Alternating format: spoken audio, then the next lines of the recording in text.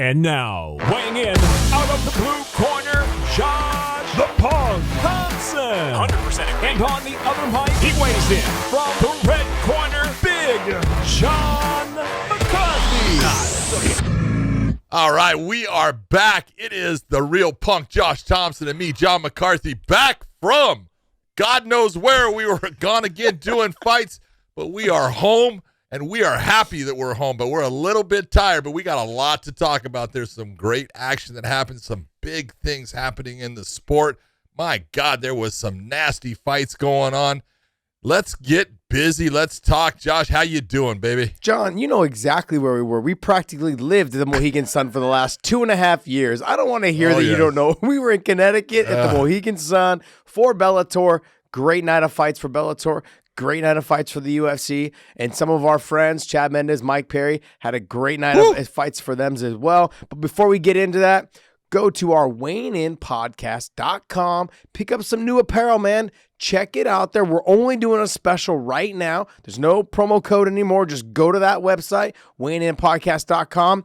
We've got hoodies now because everyone was requesting them. I want to say thank you guys for following us and supporting us. We've got crew neck sweaters, which that's a Podcast Dave thing. Okay. We've got coffee mugs, got t-shirts. We've got our throwback, our original logo, as well as the most current logo. We've even got the Beast Mode shirts. We've got all of our shirts that are up there now, but they're also available in long sleeves, hooded sweaters, and crew necks. All sorts of things available. We're going to be adding some more as we go along. And hopefully you guys enjoy it. They're available in all colors too. Maroon, gray, white, black. I mean, you know, David, John, and I are pretty much just the white and black color. We wear a lot of black around here. But, you know, the maroon is a real popular one. It seems to be with some of the purchases already. But the prices you see now will be marked down until March 1st. Listen again, March 1st. We're marking those down right now. Available only. So you guys get in there before it goes up by March 1st, okay? The prices are real low right now on all of them, so extremely low, okay? So I want you guys to hit up at weighinginpodcast.com. Check it out, see what you guys like, pick it up, and post a picture of you guys wearing our content, and we would love to share it, retweet it, all of those things. We want to thank you guys for continuing to support the Weighing In Podcast.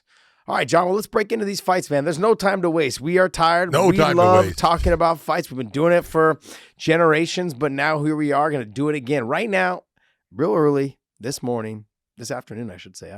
It is this afternoon. Yeah, well, it's one of those. Let's get in. Let's go right into the UFC. Let's talk about the UFC. Okay. Here we go. MyBookie.ag, using that promo code weighing in. John and I had some good selections last week and the weekend before when the Super Bowl was around. We are coming in hot as always. We've got a lot of good fights that are coming up. You guys got to listen to us. Take our advice. We can make you some money at MyBookie.ag. Use that promo code weighing in. And I'm just going to be honest. John and I have been on point. So you've got not just those fights, though. I know you take our advice for fights, but take our advice on a little bit of other things. John's been around for almost 80 years. I'm telling you guys right now. He understands the sport of football, sport of basketball, sport of tennis, water polo, all of these things that you can bet on. Big John is one of those guys. He's been around since the conception of these sports. So he understands how to bet on them. He knows what to do. Go to MyBookie.ag. Use that promo code weighing in. Telling you guys right now, you guys will be happy. There's a little QR code right over there. The Big Dave now. Podcast Dave is going to put up. There's a QR code right over there. You guys click that link. That'll give you a little extra spending cash for your first initial buy-in. Remember what I just said? I said your first initial buy-in will get you a little extra spending cash if you use that QR code. Use our promo code weighing in. I'm telling you guys right now, we can make you guys some money. So go to mybookie.ag. Use that promo code weighing in. Let's do that because the UFC had some really good fights. And it's again one of those cards where you look and you go, there's really no big names on it. There's really no one that you're going, man, I got to see that guy fight. Mm-hmm. But man, the guys that went out there, they put on a show, and there was a couple that I really want to talk about because there were some special moments in that show. Jim Miller being one. You got to talk about that, man. Just ties Donald Cerrone for the most wins in the UFC. He takes the lead for the most fights in the UFC, and he looked good, man. I'll tell you what, that inside leg kick he was hammering him with, and he was just able to. The first round was close, but man, when he landed that shot in the second round, look out. Jim Miller was actually looking really good. He's fighting well. I don't see him retiring. And he said, he goes, my next fight won't be my last. Yeah. Hey, if they're going to continue to match him up the way they're matching him up, which is fair. There you go. Let's not run them up to the front and start having them fight the guys that are in the top 5 and top 10. Well, let's keep giving them these guys that are prospects that need to learn to get past a veteran who is a grizzled veteran, someone that can drag you into deep waters. He can fight you anywhere. He's threatening everywhere. Jim Miller's that guy. Great arm and guillotine, great jiu-jitsu. He's got good takedown defense, got good wrestling himself. He's got power in his hands. He puts combinations together really well. He has been one of the pillars of the UFC for the longest time. What is it? I heard it was 38 fights. 38. 38 That's fights. 38th fight. I know he wants to get to 40. Yeah, he's tied with Donald Cerrone, I believe now, right? He's back up there tied. He was one behind. Now he's... No. He's the leader. Oh, he's a leader now. In fights. He is tied with Donald in wins. Oh, gotcha. Okay, so I misheard that. Because Andre Arlovsky fought last week and tied Jim Miller. And Jim Miller said, I don't think so. I'm going out there and doing it again, and took the lead again. What you got to remember, though, John, and everyone else at home listening to this, it's going to be hard to tie these kind of records moving forward because the younger generation of fighters that are coming up are just nasty. They're good all the way around, and the life expectancy for this sport is not going to be as long as it is, or it has been for some of these fighters. Yeah, now, heavyweights can probably carry it on because that's what heavyweights can do in all combat sports. You see it in boxing, but the younger guys, or the smaller guys, I should say, they have a harder time because speed is such a factor of having such a longer career. That's what makes Jim Miller so like an anomaly. The fact that he's still getting it done, man. He's still doing well, and he's going to continue to go on, is what he's saying. So good for him, man. He had a great performance, good job. And but you know who I wanted to talk about? Because let's hear you want to talk. This was one of those fights where I was like, when I saw it, I was like, I don't really know either one of them, but I was extremely impressed with Stephanie Egger. Egger? Oh yeah. Oh my gosh, John. Oh yeah. Because Jessica Rose Clark, I've seen her fight a couple times. I love her. She's good. She's good. I love Rose Clark. And I'm thinking to myself, I'm like, man, like I don't know if that's how you really say her last name. Egger. Yeah, Egger. Anyways, beautiful hip tosses, great transition. You saw her working from the arm right when she got to that head and arm side control. And I'm like, you see that a lot, like in schoolyards. But you have to understand, judo players, right? There was a guy that came from the Ultimate Fighter, and he came to AKA afterwards. I believe he was on Koscheck's team. There was a judo guy, Sava. Anyways, what was his name? I don't know. Gosh, his name was like Savat or something like that was his name. He was a good judo guy, really good. He was it was like Persian or I don't know. I can't remember what he was, but he was I think he was maybe Armenian. Names. What was his name? Are these names any of these stand out? No, he was on Josh. He was on Josh Koscheck's just look Ultimate at Fighter. Carl Parisian and everyone that came out of Hayastan. And I think those guys used to train with Caro. I think he used to train with Carl Parisian. So anyways, he would always get in the head and arm position, that front head, like that headlock, but he would be in side control position. I'm like, oh, you're just going to get reversed. He was one of those guys. You just couldn't just roll him over. Judo players have that great game. Base out of it. That, and then, which is crazy because when you look at Kayla Harrison, you look at Ronda Rousey, they're really good at controlling that head and arm, whereas a lot of people are not. That schoolyard type head and arm position, right? And then they go right from that transition, which is what we saw Egger go right from there to it looked like she was setting up a Kimura, but she was really just setting up the Kimura lock and then stepped over for the arm. And stepped right over the armbar. Savak was his name. They called him the Silverback. Savak. Yeah, he came to AK, and I was like, man. He's out of Hayastan. Yeah, I was like, who's this guy? I'm like, whatever. Yeah. And he fucking threw me out of my head 3 or 4 times. I said, man, this kid's strong. He is really strong. Savak was good. Yeah. Savak had some great judo. Yeah, but he was out of Hayastan down in Glendale. Mm-hmm. He was with Caro, and he was with all those guys that just monsters on the mat. Oh, man. They got a hold of you. I was like, oh, this is horrible. I learned a lot of my stick and move when they came to the gym. I was like, stick and move. Don't let them grab you. Oh man. But Edgar, she looked phenomenal. The transition from there, you saw her setting it up right when she started to kind of put her chest over the elbow, and she went try to go right to the Kimura position. I thought she was going to go right to throwing the leg over. She didn't. She brought her hips over the head. Nicely, tightly done. Threw the legs over the head. She had to readjust it, to throw the leg back over the head to straighten the arm. Absolute dominant performance. I thought it was beautiful. No. And I don't think that we give the female fighters enough credit sometimes, but this performance was next level. Next level. One of the things that I love out of the women is some of the technique. Because you look at like what she did and you go, man, that was tight. Yeah. That was just beautifully done. I mean, that is someone that was schooled, that trained that technique and now performed it just flawlessly. Because Jessica was doing the right things to try to get out. She just was one step behind it, and you go, man, great performance. I agree with you. I will watch Stephanie Egger anytime, because if you could do that to someone as good as Rose, you're showing me, man, you got some talent. Well, John, you've owned gyms, unfortunately, and I've owned gyms, unfortunately. Unfortunately. Okay, but I've trained thousands, I would say probably close to maybe 2,000 kids since I've owned my gym in the last 10 years. 9.5, 10 years. I can say this with all certainty and to be 100% realistic with everyone. If you have a daughter who is, I would say between, say, 6, 7 years old, between, 5, 6, 7 years old, get them in jiu-jitsu. Because I'm not just saying this because I own gyms. I'm saying this because the young girls, females, whatever you want, at that age, they, for some reason, pick it up so well. And to watch them, they listen and they pay attention to detail. Like if your wife, they're basically the extended version of your wife, just figuring out exactly what she's going to get back at you later. She listens to every detail you said. Oh, okay, you said you went here, but you didn't really go there. But they remember this stuff.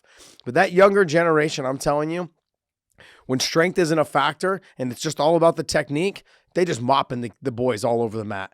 Just mopping them. And so that's one of the biggest confidence builders that I see in a lot of the female young girls that come into my gym. Young girls, oh yeah. And they just start mopping. And you see the parents, they get on board as soon as they start seeing their young girls do that to the boys. They're like, oh, this really works. And so if you're a father or a mother to a young girl and you feel like, this is one of those things that they can translate all around, it translates throughout life. And so I would highly recommend putting your young your young daughter, in jiu-jitsu. Yeah, jiu-jitsu or judo. Back when I had a school, my judo coach was a guy named Cliff Pennick, who was one of Ronda Rousey's coaches. He helped her as she came up, and just fantastic with the kids. And just all those kids were so good at their throws from all these positions. Didn't matter if it was a gi or no gi. He taught them both ways. And man, you watch how those kids just progressed, and you go, that's what I always used to say. People have no idea what's coming because those kids are just unbelievable in what they do. And they do it all. It's not like when you and I, one style. Yeah. They did it all. So it's true. Yep. It is. But all right, another fight that I thought was really good and really enjoyed. What about the knockout of Mr. Onama against your guy, Mugli? Boy, he came on and dude, that was violent. John, why you gotta do this shit to me? No. I'm not saying. Look, you gotta give credit where it's due. And and one of the things is, and Mugli again came in overweight. He didn't make weight, and that's something. And when I look and I go, man, I'm glad to see, and I hate to say it, but I'm glad to see the guy that made weight also got the win. And boy, he did it in spectacular fashion because he put him out. Can you click on Mowgli, please? On Gabriel Benitez. Up on number 7. There you go. Yep. Right there. Let's see where. That's weird. What do you want to see his fight? Yeah, I want to see his fight history. So he lost to Quentin Tillo. He lost his last 2, yeah. Quentin Tillo, and then he beat Justin James. Then he had 2 losses before that. I can't see an ad popped up. There you go. Yusuf and Morales. I don't know. Just being honest. You don't make weight, and I don't know if they're going to keep him. Yeah. You know, either make your decision to go to 55, you continue to miss weight. That's one thing. And I've always been that person. He's got power in his kicks, but look, he's got good boxing. We saw it in that fight. Oh, he was doing well. He's doing really well. He got a little overzealous after he rocked him. Looked like he tired himself out. But the key though is after you do all of those things, you need to remember that you can't show that you're tired. He let his opponent get back in the fight right after that. Dave, go back to his opponent's name? Onama. He let Onama get back into the fight. As soon as he started backing up and showing him he was tired, or that he just, he was letting him get back into this and take it over. When you let him take the center of the cage and start walking you around, putting your back foot on that outside of that black line, it lets me know that you pretty much blew your wad trying to get me out of there and you weren't able to do it. And so in terms of fight IQ, he's got to work on that. He's got to stay more composed. Now, John, here's the thing. If you keep missing weight and you're having a hard time, and that was in the first round, and you got that tired to the point of getting knocked out, maybe you should go to 55. Maybe you should, because obviously the weight cut is killing you. Maybe the energy's not there. And then on top of that, he has got a really, really good jiu-jitsu game. I'm telling you, I don't understand. If you see someone trying to get after you like that, try and shoot a takedown. He's got great ankle locks. He's got great guillotines. He's good on the neck. His darts and his anacondas are really good. And that was over a year ago when I trained with him last. I'm sure he's better. Been working with Ron Kessler a lot. I'm sure he's better than then. I don't get it. I don't understand. Sometimes fighters they get caught up that they can't wrestle or they can't use their jiu-jitsu because they're known as stand-up guys. Michael Chandler, he doesn't ever wrestle until he gets rocked. What are you doing? Yep. And even then, when he fought Justin Gaethje, still doesn't utilize his wrestling. You're that good of a damn wrestler. I can toot his horn, when I can give him credit, even though, it's like he's a great wrestler, but he doesn't utilize his wrestling, which I think is the biggest mistake throughout his career. So they fall in love with their stand-up. Gray Maynard was the same way. Gray Maynard is one of my dearest friends, man. I love Gray Maynard. Didn't utilize his wrestling. Once he fell in love with his power and people started talking about he was a kickboxer, he was a boxer, had heavy hands. That's also what broke him down. Yep, and they get rid of it. They stop utilizing the things that got him to the dance and utilize those and mixing them up and utilizing both of them together. And Gray could wrestle. Yeah, Gray was fun. Gray could wrestle. I honestly, he's a strong son bitch. With him, Khabib, when I say Gray to me was the guy that I had the hardest time wrestling with outside of Islam. Khabib, you could stuff a takedown or two, but he was just his tenacity would just keep coming. I never got a takedown on Gray. Never. I don't even think I sniffed one. It was it wasn't fun sparring him, man. It wasn't fun. Because he hit like a fucking truck, and if you couldn't take him down, you're in trouble. Yep. So, yeah. Anyways. All right, Joaquin Buckley fought Abdul Al-Hassan, and I'm telling you, man, it was a split decision. It was a close fight, but I had it 1 round apiece in the first and second, and I thought Al-Hassan won the third, and I was really surprised that Buckley got the win. Yeah, I think maybe the Buckley's corner, that new guy, the Detroit Dale Brown. Yeah, gave him some advice that won him the fight. Oh, come on, man. Stop. You're killing me, man. John, it was him. Like Steven Seagal gave Anderson Silva the kick. Okay, let's just call it what it is, John. Okay, he is the guy that led him to this victory, and we just got to tip our hat to him and you send your money to his GoFundMe charity or some shit. I don't know what it is. Anyways, John's like, I'm disgusted that you just brought this up. John. It's funny. I always went after Anderson. Anderson always called me coach, and we would talk and stuff. Coach. And when the whole thing with Steven Seagal happened, I go, Anderson, what are you doing? I said, are you really wanting people to think that you were taught this front kick by Steven Seagal? He goes, Coach, I'm just trying to make him feel good. I want him to feel, he's a nice man. I want him to feel good. Right. And I'm like, you're killing me. Have you not seen any of Steven Seagal's movies? He used that kick all the time. I was called coach by Anderson too, and you know how much I taught Anderson? Just as much as Steven Seagal. 0. Oh man, I saw the look on your face when I brought that guy's name up and it was in Buckley's corner. And you just said, "Oh shit." Yeah. It's great. Sure, he's a nice man. Yeah, I thought the first 2 rounds were close. So it really, They were. It really depends on how you decided on it. But the takedown does get you some wins sometimes there, John. So it's very important. Yeah. He got the Buckley did a nice job with. Look, he really did a nice job of taking down. This is funny because this is a guy who, when he fought Logan Storley in Bellator, complained so much about all he did was kept taking me down. That's not fighting. Yeah. Well, it seems that times have changed. You'd be surprised what happens when there's money on the line, right? You got to get that win, baby. Got to get that win. I don't blame him. I thought, but it was a close fight, and I'm not complaining either way. I thought Al Hassan actually fought a really tough fight. He was tired. This is a guy, we talk about fast twitch muscle fiber. He's strong. He's explosive. And normally as the fight goes on, he starts to have problems. He won the third round. So even with the takedown, you think he won the third round? What's that? You think Al Hassan won the third round, even with Buckley with the takedown for 2.5 minutes was on top? What are you talking about? Buckley was underneath him at the end getting fucking... Oh, that's right. Okay, so I was thinking of a different fight then.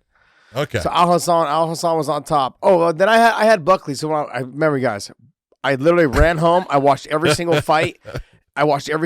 Before we came here. I got home at 1:30. It is 3:00 now. We're filming this show. It's like, yeah. So I watched every single fight right away. You're right, but I had Buckley winning the first 2 rounds, even though they were close. And it was close. And I had Buckley winning okay the first 2 rounds. You're right. I'm okay with that. It's That's right. It's always when you have a guy that barely wins those rounds, okay, and then he's getting shut at the end of the third round. It's just one of those. Yeah. But it was a good fight for both. They both fought their asses off. I was very impressed with Al Hassan that he was able to get into that third round and win the third round. No doubt in my mind he won the third round, but Buckley gets the win, and good for him. I know there's a little bit of a size difference from him, but I was thinking of the Parker Porter fight because where he got the takedown at the end of the takedown the last 2 minutes. That's the fight I was thinking of.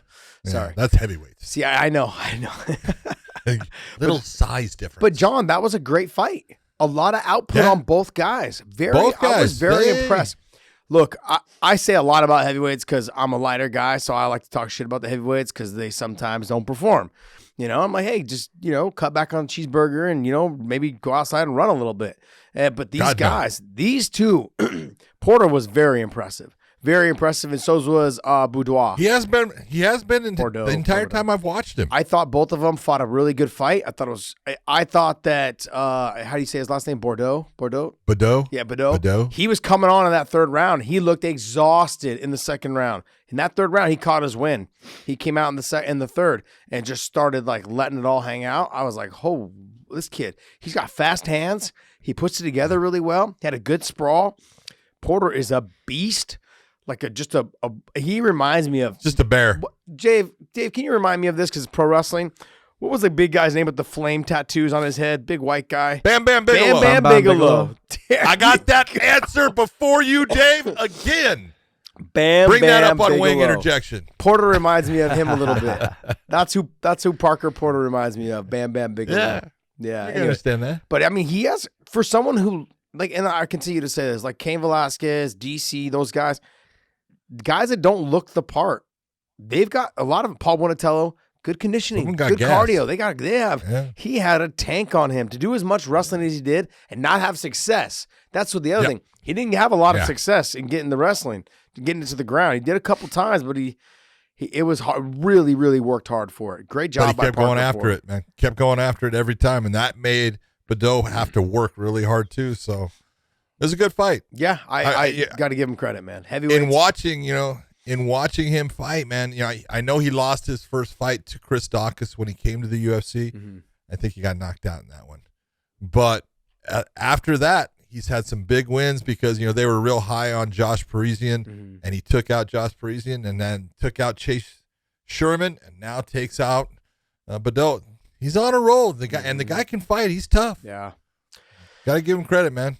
Very, very impressive. Very impressive. Let's talk about the other Dawkins, though. Kyle Dawkins. Boy. He fought, I like him, man. Jamie Pickett. You like him? Yeah. Dude, I do because, first off, he's a gamer. Let's just be honest. He's got a gawky strange body type, just like his brother. And maybe even a little weirder because he's not as heavy and stuff. But, dude, the guy can grapple, he can wrestle, and he can strike. He's a good fighter. He is a talented kid, man. And talented man, I want to say kid, but to me, he's Everyone's a kid. Dio. You're 80, I guess. Thank you very much. Yeah. I can still say it. I appreciate you telling me that, Josh. But he is, man. He's good. This guy is a good fighter, and he's going to be up in that, top 15, and he's going to stay there for a while because he is a good fighter. Yeah. You're going to have to be very technically good or a superior athlete to be, have an advantage over him because his jiu-jitsu is solid. His wrestling is not world-class. It's not, Division I, but it's good. He gets it done. And his striking, man, he throws straight shots. He's accurate. He has good footwork. He takes his head off the center line. He does the right things, and that's why he gets the wins, man, because Jamie Pickett is a guy who is athletic, and he just took Jamie Pickett out of his game. Yep. Just took it away from him. And I thought it was funny because when he goes after that Dariush at the end, I got one commentator in Paul Felder saying, that thing just got tight. and I got Dominic Cruz going, oh, he's just going to sit there. I'm going, no, that's pretty fucking tight. And all of a sudden, I was like, yep. Yeah. It's hard when you're the guy sitting on the outside. Sometimes it looks good and it's really not. Sometimes he's going to be okay. Oops, he's not. It depends on the angle in which you're watching it. If you're watching on the monitor, you can't see as much. But if you're looking at it up close, or vice versa, if you're looking at it up close, it doesn't look tight. But you look in the monitor like, oh shit, that arm's across. It depends on the angle. When we talk about bad judging, you guys look at the commentators are suspect to it as well. John just proved it. Dom's like, it's not really that tight. 2 seconds later, the guy taps. Okay? Yep. It just really depends on the angle in which you're viewing the fight, and that's why judges sometimes have a hard time. That right there, if you guys haven't watched it, go back and watch it, and it's proven right there. The Dawkins brothers remind me of the Miller brothers.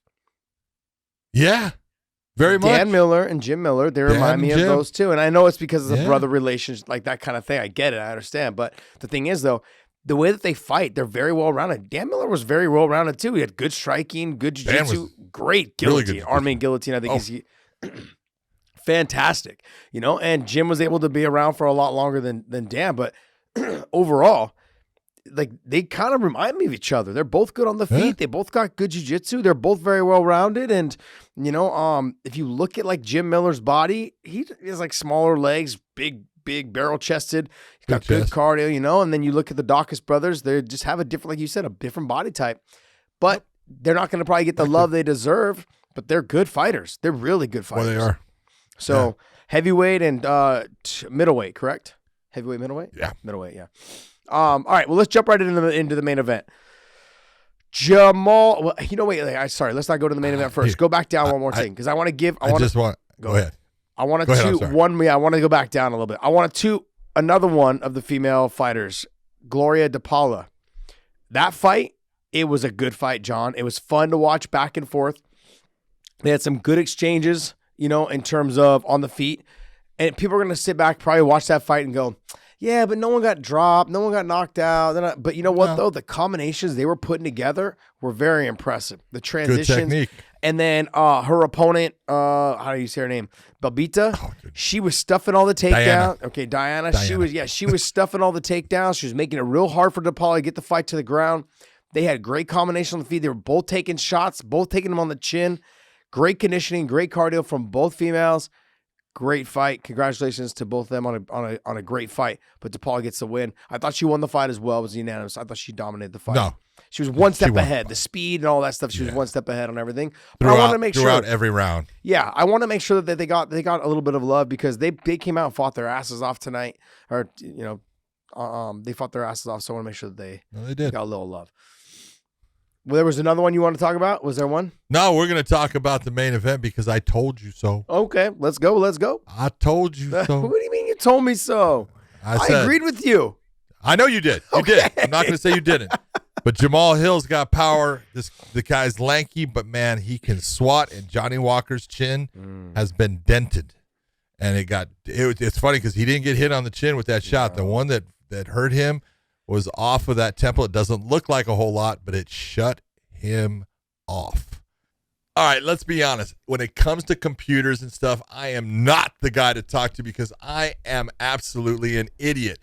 But I do at least know that when you're browsing online and using incognito, it doesn't work. It actually doesn't protect your privacy at all. That's right. You need the added security. You might as well give away all of your private data to the hackers, the advertisers, your ISP, and the prying eyes that are out there. They're going to know. That's why I use IPVanish VPN to make it easy and to stay truly private and secure while online. At least I know while I'm online using IPVanish VPN, I am not going to have people getting all of my information, giving me advertising that I don't want. This is my 100% way to ensure that I am safe online. You can use IPVanish on unlimited devices like your tablets, your computers, your phones, even your Fire Stick at home. That's the one thing I'm really encouraged about because I look up some things on my Fire Stick I probably shouldn't be watching. Hello. But the IPVanish comes in handy when you're streaming media. Whether I'm at home or I'm in public, I don't go online anymore without using IPVanish. IPVanish is offering an incredible 70% off their yearly plan for listeners with a 30-day money-back guarantee. Did you hear that, John? Money-back guarantee. I heard that. That's a guarantee right there, Josh. Guaranteed. So that's just like getting 9 months for free. Look, IPVanish is super easy to use. And if I can use it, you can use it. All you have to do is tap one button and you're instantly protected. One button. How hard is that? That's pretty simple. You don't even know that it's on. Stop sharing with the world everything you stream, everything you search for, and everything you buy. Take your privacy back today with the brand that was rated a great 4.6 out of 5 on Trustpilot. So go to IPVanish.com, weighing in, and use the promo code weighing in and claim your 70% savings. Did you hear that, John? Again, I did. 70% savings, 30 days money back guaranteed. What else do you guys want?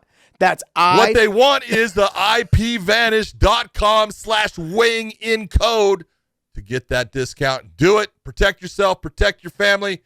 We hope that you are smart enough to use IPVanish. And the way he fell, and then the next shot he took, it was like, oh, you didn't need that one. Yeah. But I blame the ref. He wasn't in a good spot, man. He should have been there faster. I can't remember who the ref was, but I'm being an asshole. Jason Herzog. Herzog. Yeah, you're picking. Honestly, had it been a different ref, he would have taken 2 more shots because Herzog's the fastest one in there right now. Yeah, he is. he's springing around, bouncing around. Sometimes when I would fight, this is when he was early in his refereeing career, he'd be bouncing around so much. I'd be like, which one of you guys am I fighting? Settle down over there, buddy. Like, what are you doing? I feel like I'm fighting 2 people. But Jason Herzog is a fantastic referee. Fantastic. Yes, he is. He's a fantastic person. Yes, he is. Just a great guy who, man, you talk about a guy that he does it for all the right reasons. I talk about it all the time. You know, it's all about fighters. It's all about what can we do to be better for them. It's all about who can I help to make that person better. That's what makes Jason Herzog special. Great guy. Yes, he is. But Jamahal Hill, that's a big win. That's 2 in a row. He's looking good. The guy can fight on the feet because he was marching Johnny down. He was just crushing the space on him. And, you know, Johnny's got that long frame and he's got that beautiful front push kick that he uses and stuff. But he was never in a position to do damage to Hill during their encounter in that first round. He was always on the defense, really. Although there was some offensive technique, he was not comfortable. You could tell that he was not comfortable with what was happening and the way that Hill was approaching him.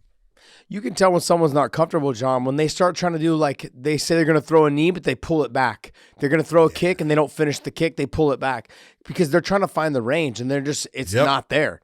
So that's when you know they're not comfortable. Like sometimes they'll switch their stance if they're going to do a technique and they stop switching and they go back to the stance because they knew it was out of range.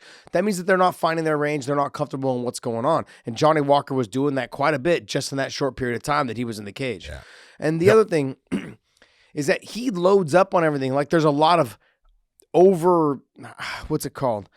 When you're just wasted movement is what I'm looking for, is that he has a lot of wasted movement in things that he doesn't need to. If he just stayed tight with a lot of his stuff, he loads up, he opens up before he throws. There's a lot of wasted movement, and it's almost like a telltale that he's ready to throw something hard. Right. And so if you're fighting him, which Jamahal Hill was doing, he was just basically staying composed. He was walking him down, making him waste energy and exerting wasted movement, and he was opening up every time he wasted that movement and made it easier for Jamahal Hill to get his shots in. I thought Jamahal Hill fought a great fight. Johnny Walker, he had some moments against the fence where he would look like he was just trying to force the takedown instead of utilizing the technique and his ability to drop down on the legs. He was in the body lock. He just tried to like drag Jamahal Hill down, and Jamahal Hill kind of got that look on his face like, I'm too relaxed. I'm just kind of filling you out right now. He was giving him the flow like water type thing, and I got to be honest, he looked impressive in this fight. Now, I'm not saying he's going to look impressive, moving forward against top-level talent. And Johnny Walker leaves himself open to get hit. And like you said, his chin has been dented. He's still tough. He's still going to be one of those guys. It's going to be a hard fight for almost anybody. But if you can catch him on the chin, you can turn the lights out. Fight could be a short night tonight. And, for Jamahal Hill, it was a short night. Yeah, well, you got to, let's be honest. Jamahal Hill had the one setback against Paul Craig. Anyone can get caught, especially against a good grappler, in which Paul Craig is. Got his arm snapped. That shows, he wasn't a guy that was giving in, wasn't giving up. You hear that, Dave? We're giving your Scottish boy some love. Absolutely. Apparently not. What did he saying he didn't give up? No, Jamahal Hill didn't give up. Jamahal Hill did not give arm. up. He had to snap his arm for the fight to end. That's when the referee ended it because his opponent was so tough. Even getting his arm snapped, did not quit. Damn, that's Johnny a tough Corners, dude. We're gonna all right. Next time that we meet up with Dave, we're gonna snap his arm and see if he quits. Yeah, but really, you take a look. If you touch Dave, he'll quit. You don't even have to snap his arm. You just touch him. That's his only loss, his only setback in his career. And if you're looking at Johnny Walker now, he's had a lot of setbacks. 4 of his last 5 fights are losses.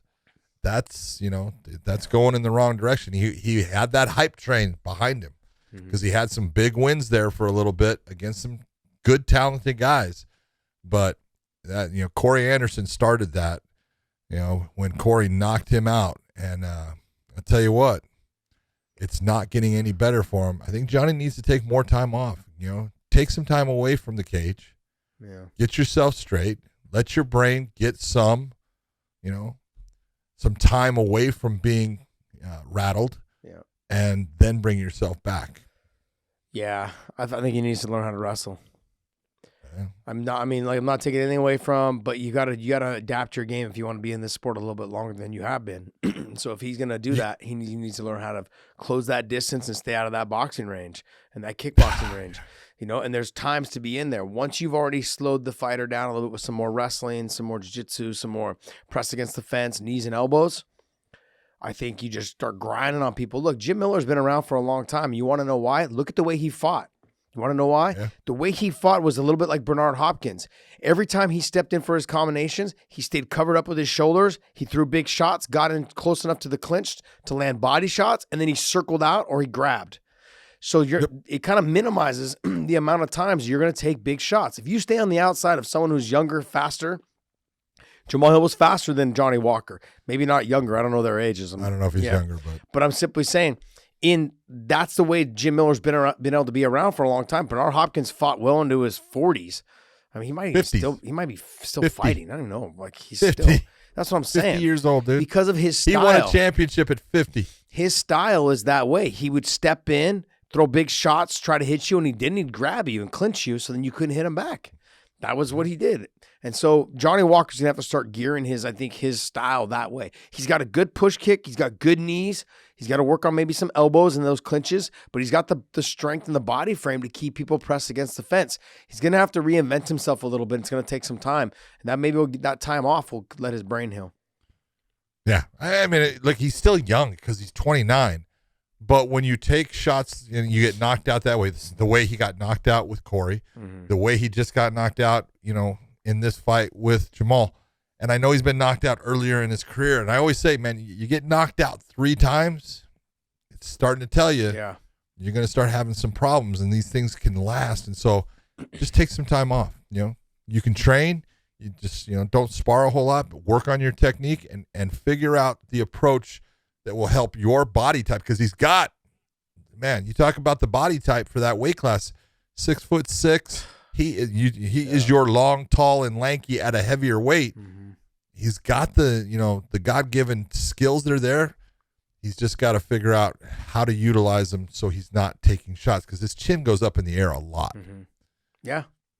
I mean, it was a clean shot. He didn't do anything wrong in the combination other than just not keep his defense up. He just got caught. That was the biggest thing. He got caught right on the temple. Getting caught where he got caught, that's not a place that you normally defend against. Yeah. It's just not. Even if he had his hand up, it probably would have been like right about his jaw and his cheekbone. It would have got caught. Probably been right still here. on the temple. But you said tall, long, and lanky. And I want to make sure that everyone knows I got a lot of tweets because Dom's been throwing out the tall, long, and lanky. Hey, Dom, I'm going to be collecting, okay, on that. Well, my percentage. My percentage on you using that term, buddy. I got a lot of love for Dominic Cruz, man. Have fun with it. I'm glad I could be an influencer. All right, well, hey, let's jump right into the Bellator show. All right, before we move on, let's talk about Fume, one of my favorite products that is out there. If you are a smoker, if you are a vapor, it is a nasty habit. It is something that is unhealthy for you, and you need to get Fume. Fume is this. It is this prominent with an enhanced oil core that is inside of it. You pull it in. It is a natural oil. It's good for you. It does you all kinds of good things in opening you up and making you feel good, and it is not bad for you or anybody else around you. This made out of 100% Canadian maple. It is a fantastic product, well made, and it can make you a healthier person, and that's what we at the Weighing In Podcast want. We want you to be healthier in the future so you can keep listening to us, because we are the people that bring you all of the good information. The story of Fume. It was launched in Calgary, Canada in an effort to build a more positive habit with people who are smoking. It would break their habit. It still has that kind of hand-to-mouth feeling like you're smoking a cigarette, but none of the nasty nicotine, none of the nasty things that come along with it. And you can do it anywhere. You can do it on a plane, on a bus, in your car. It won't affect your kids. It won't affect your loved one who's sitting next to you. This is the thing that you need if you are a smoker to start quitting today and become a healthier you in 2022. Thousands of reviews will tell you that quitting smoking is one of the toughest things to do, but Fume can really help you. If you get Fume, you're going to be well on your way to being smoke-free with the next year. Look, we've got thousands of 5-star reviews with Fume. You need to be one of those reviews, and I've had people personally come up to me and talk to me about getting Fume and it making a difference in their life. So what you need to do is go to Breathe Fume, and Fume is F-U-M. Don't put an E on it. BreatheFume.com/weighing in and use our promo code for 10% off. Use the weighing in promo code, and that will get you 10% off of this product. You can get all kinds of different flavors. There's peppermint. There's what they call conker. There's black pepper. There's eggnog. There's all kinds of things, bubbly lime, great flavors. You're going to find the one that you like best. And once you do, this is going to be the thing for you. Get Fume. You want to start main event first? You want to work from the bottom on up? Nah, let's go bottom up. You want to go bottom up? All right. We kind of jumped around. Like, we normally go main events first for both of them, but you know what? We started in the middle of the last one. You, for some reason, you did that. And you screwed I did because of Jim Miller. I had to. It was Jim. Jim deserves the win and the way he did it. A little extra love. Come on. Yeah, he deserves a little extra love. Damn straight. All right. So I'm not going to break into all of these prelims. But there was a couple good ones that were on there. Yes. I guess for me, I feel like the kid we need to talk about though, is Montalvo. The kid's tough. Me too. That's where I would start right there. He can take a shot. He can deliver some shots. Well, he took some shots, and he kept coming back with his own. Yep. And, man, that kid goes to the body well. Mm-hmm. He does not give up on going to the body. He will go to the head and all of a sudden down to the body. And he starts off at the body and then comes up to the head. And he just keeps throwing, man, and he's tough. He's got no give in him. And, look at Corey Samuels, it was the better athlete. Mm-hmm. He was the faster athlete. He showed that the first minute and a half. Yeah. And he was tagging him. And it was just a guy that is dog dirty tough and said, yeah, and I'll get mine. And that's what he did. He got his. And when he just showed that, you know what, I'm not the guy that's going to go away, that makes him 5-0. And I look forward to watching him again. Yeah. He's fun to watch as a fighter. Yeah, he seems like he's focused on what his goal is. He is very clear on what he wants to do. He wants to be champion. He's like, I'm ready to take on the next group. He's like, but I had a chance to travel with him a little bit too. He's like, I'm gonna slow play a little bit. He's like, but you got to talk it up. And so he understands what he's doing. But he's ready. I think he's ready. I wouldn't say he's ready for top 10, but he's right there at that knocking on the door. No, he's not. He's not ready for the top 10. But you know what? That's okay. I think Ray Longo has done a very nice job with him.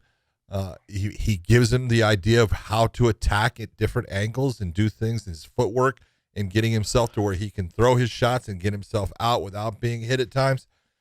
He's being well coached. He's got the right mindset. He's tough. He's going to go places. He's going to be good. Who else on this? Did you want to talk about Jordan Newman, Deanna Bennett? Yeah, you got to talk about, first off, Jordan Newman had a very good fight. He ended up, he dominated that fight. 10-8 rounds in there too. Cody Herbert was tough as hell. I give him credit. He absolutely never quit, and even towards the end of the fight was going after, Jordan Newman. But Jordan Newman's wrestling is on point. The guy is a beast in the top position. He took a nice elbow while he was in the top position that cut him on the eyelid and lumped his eye and swelled it out. So, but he's going to be good in the 185s. There are guys that match up well with him. Guys like Johnny Eblin. Johnny Eblin's basically one, maybe 2 fights away from a potential title. Yeah. Well, they actually started out close to the same time. Yeah, he's really good. Johnny Eblin's just one. But one has been way more active. Yeah. The other thing too is that look at the people like you've got Dalton Rossa, you got Johnny Eblin, you've got Austin Vanderford, and you've got Yaroslav Amosov. Those are the 4 guys. They're all trained together. They're like best of buds. Not to mention they got Dustin Poirier and they've got Masvidal and a whole bunch of other guys there as well that they work with. But those are the group there's their hardcore group that they've been coming up together with. Newman looked good. Look, it was good for him to deal with a little bit of adversity with the elbow from the bottom, the cut, because like he said. I've been elbowed. I don't take a lot of shots normally because, his aggressiveness, his ability to control the fight and the tempo, which he did. He's got to let it go a little bit more. He should have potentially been able to get Herbert out of there. But some guys are just tough. They can take a lot of punishment and took a lot of control. Like you said, there was 10-8 rounds in there, so that's hard. When someone's that tough and taking abuse like that and they stick it out, nothing they ain't sticking out. Yeah. Deanna Bennett had a good performance over Justine Kish, who came over from the UFC, and it was a good performance. She controlled the position, got the takedowns. She was having a little bit of trouble with the timing on the feet a little bit. A little bit, especially at the start. But Justine's a little bit awkward in her movement. She switches and she squares herself off a lot. Becomes very square with her opponent and then switches back and forth in her stance and stuff. But I thought, look, the thing that was Deanna's downfall earlier in his career was her stand up. Yeah, her stand up has gotten clean. Now she doesn't possess a ton of power, it's not like that, but her shots are landing now and it's making the difference. It's getting her in on her wrestling. And when she gets on top of somebody, she's got vicious ground and pound and it's effective. Everyone's ground and pound is different. And when you watch someone that really knows what they're doing and how to do it, she's a person that knows how to create opportunities for strikes in ground and pound. She laid some nasty elbows, some big punches and hammer fists at times. I thought she looked great. And if you talk about someone moving up in that flyweight division that possibly could get to a point of fighting Juliana Velasquez, I think Deanna Bennett is putting herself, one fight away, one good win away from possibly being in that position. Yeah, I agree. Look, the guy who stole kind of the night, I feel like, not the whole night, but he definitely stamped his name on it. It was Bobby King. Had a great performance over Aviv Ghazali. Gave Aviv Ghazali his first loss. Aviv is phenomenal. Phenomenal on the ground. Attacks. Honestly, John, to be honest, when they came out and they started throwing down, I don't recall Ghazali's stand-up being that good. No, he actually improved a lot. He was delivering shots, taking shots. I was very impressed, but he tore his ACL in a couple of those exchanges on the feet, not on the ground. He tore his ACL before they hit the ground in one of those exchanges there. And remember, he was able to kind of pull him down, but he'd already tore his ACL. You could tell because the moment before he tried to jump guard or jump to that position, he stepped backwards and he fell to the ground. Yeah. His knee was jacked. And I could see, because I was wondering, like, are you still rocked? Because looked like he was on wobbly legs. You could see he was stumbling. Yeah. And his leg wasn't holding him. His leg wasn't holding up. So, but we will get into a conversation about that fight, about the end of that fight. But because I'd love to hear your we've already talked about it, but I want everyone else to hear it. Overall, I was impressed with Aviv Ghazali. It sucks that he had his first loss, but tearing your ACL is tearing your ACL. What are you gonna do? Happens. There's nothing you could have done. No, if the fight would have went on, you would have taken more damage. It was good to get him out. It would have been worse for you. And I think that Bobby King came out with a good game plan. I said it at the desk. I said, if Bobby King can stuff the takedowns, keep it on the feet, and let the hands go, it's going to be a fun fight because Aviv Ghazali is going to have to put up with those big shots. And will it fluster him and start shooting desperation doubles? Will he start trying to reach for the legs? Will he start trying to reach for the body locks, leave himself open? Bobby King looked good. He looked good. Bobby King did exactly what you and I talked about. Look, he does this. He's got a good chance of winning this fight. This is not an easy fight for Aviv Ghazali. They're putting him against a real guy, a guy that can fight in the stand-up and can defend himself on the ground. It's not that Bobby's not a guy that he's got some submission wins, but he likes to fight, a stand-up fight. That's where he feels most comfortable. He comes from, Dwayne Ludwig. That's his coach in the stand-up, and he's very comfortable there. But you really got to go and say, man, it was, in my opinion, he was smart at 38 years of age, fighting a 21-year-old that ends up being hurt too. But at 38 was smart enough after the first time of getting caught on the ground, even though he was in the top position.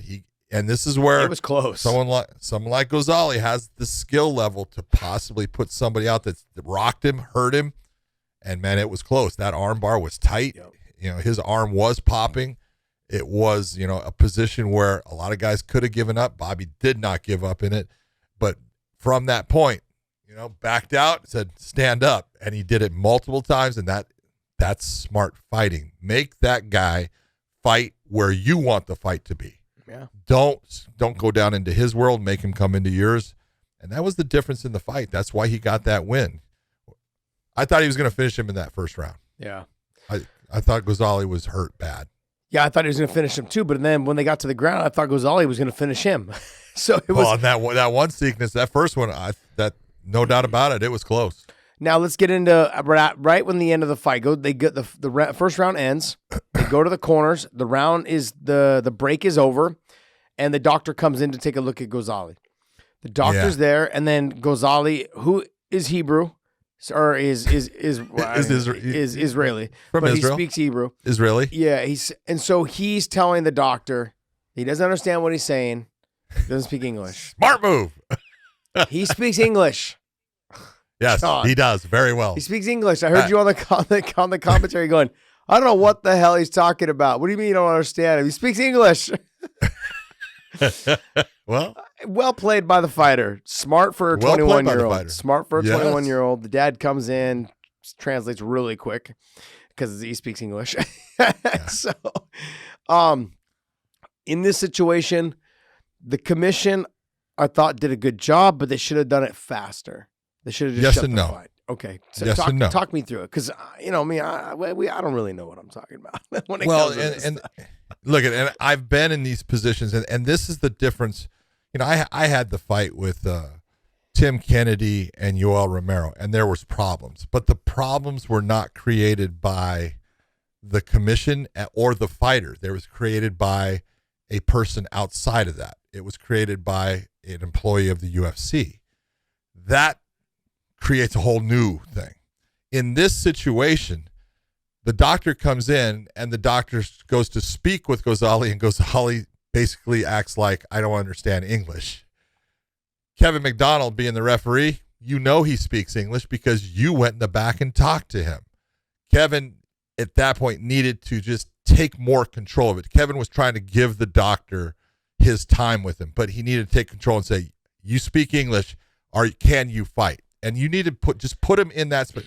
I'm asking you now, can you fight? And when he doesn't answer, your hands go like this and say the fight is over. Because right now what we're giving is Aviv Ghazali a break. And it's an unfair advantage that you're handing to one fighter over the other. And you don't want to do it. It can happen at times, and it's at times you're doing it only based upon the health and safety of the fighter. That's what Kevin was doing, is he was trying to bring the doctor in to say, hey, man, do you think this guy can continue to fight? He's taken a lot of damage. Should we get him out of here now before we start this next round? That was what was in Kevin's mind, and it was the right thought. It was just he gave too much as far as leeway to a doctor that doesn't know the fighter. All the doctor knows is, I'm supposed to look at this guy. So Kevin, knowing that Ghazali speaks English, because he was in the back with him earlier speaking English, needed to immediately tell him, hey, you understand what he's saying. Can you fight? And that's what needed to be done. It went on too long. Mike Mazzulli, who runs the Mohegan Sun, came around that cage. They tried to bring in the father to translate. It's like you're bringing someone in to translate when there's no need. Yeah. You don't do that. Get him out of there. He's not going to help you. And he only did what a good father would do. He created more problems and stretched the time. Smart guy. I don't give him any, oh, you're a bad person. That's your job. But you've got to take a look and say, that time is, as every second goes, you're giving more and more of an advantage to one fighter over the other. And we try not to do it. And again, I've been in that position, and it's not easy. And you've got to learn to say, hey, this is how you handle it. And it just takes having that situation to go, okay, I'll never let that happen again like that. But Mike Mazzulli came in and basically said, okay, we're done. Yeah. He's done fighting, and it was the right call. Yeah. All I could think of about when we knew he spoke English, and he's trying to bring his dad in, I was thinking of Mackenzie Dern when she had a translator in the center. I'm like, you speak English. That. Why do you have a freaking translator? You speak better than I do. Why do you have a damn translator in here? You speak English. Anyways, it's hilarious. All right. So outside of that, though, then we get into Nick Brown. Nick Brown versus Mandel Nallo. Nick Brown was losing that fight. Oh, no doubt. He was losing that fight. Mandel Nallo is somebody that we've talked about him all the time. He's extremely talented. He reminds me of like a little bit of a hybrid of like a GSP, Rory McDonald. He's out of TriStar also, that kind of style. The white He reminds me very much of Rory. A lot of Rory McDonald. Yeah. You know what I mean? So he's got good wrestling. He's got good striking. He puts it together really well. He's got good jiu-jitsu. Nick Brown's just a dog. Nick Brown is a guy that sticks with what he does. Mm-hmm.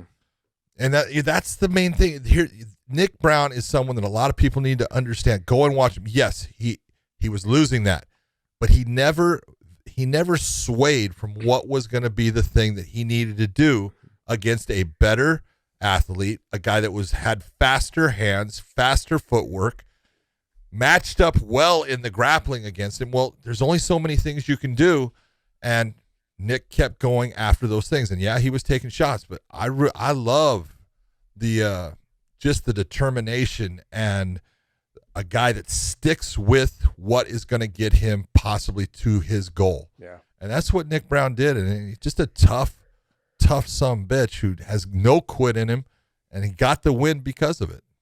Yeah. A good overall, like he would have liked to have started off better, but he just stuck with his game plan. He was working it in, and eventually was able to land the shot that he needed to follow it up.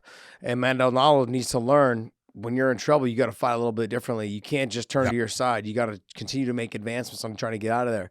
I felt like he could have done a little bit more to get out of there, but look, when you're rocked, I can't sit here and say how much more. Sometimes, yeah, I can't sit there and say that. But yeah. Davion Franklin against Syed Soma. What'd you think? I thought Davion answered all the questions I needed answered. Can you fight a composed fight? Yes. Okay. Yes and no. Yeah. Are you still winging shots from like 10 feet away? Absolutely. Kills me. Like, kills me with that. You got to stop it. I know you're fast. I know you're explosive. Yes. But Syed Soma is someone who just is really good at sliding in and out of danger just enough. And then he normally counters off of it.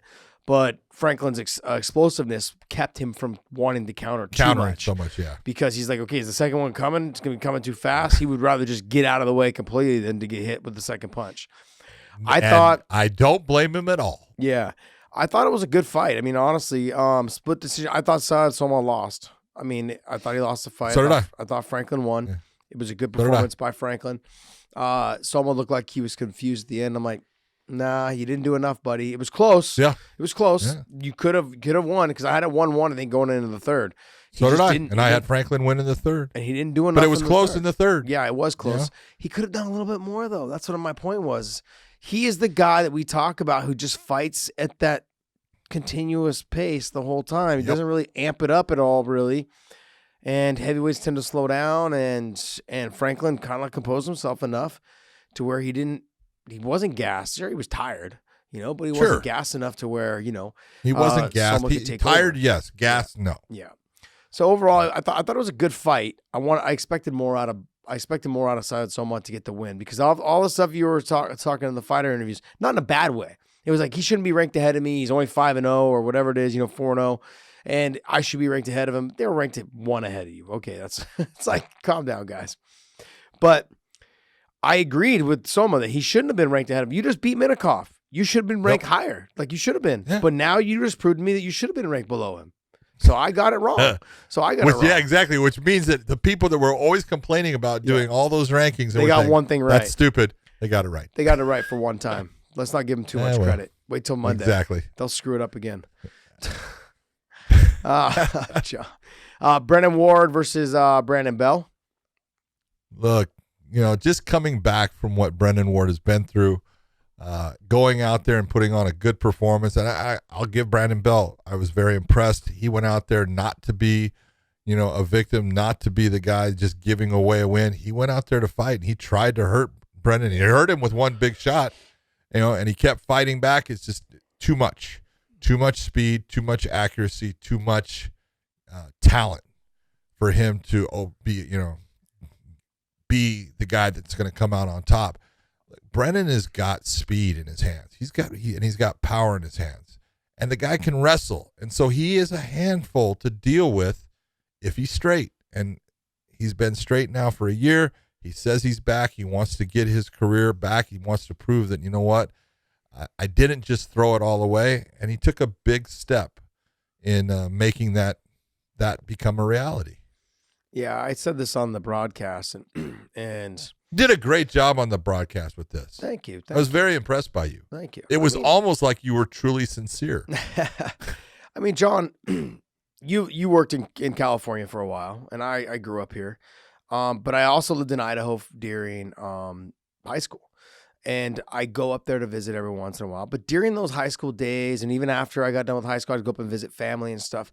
But I could see people that I went to high school with addicted to meth, addicted to, other things, whatever it is.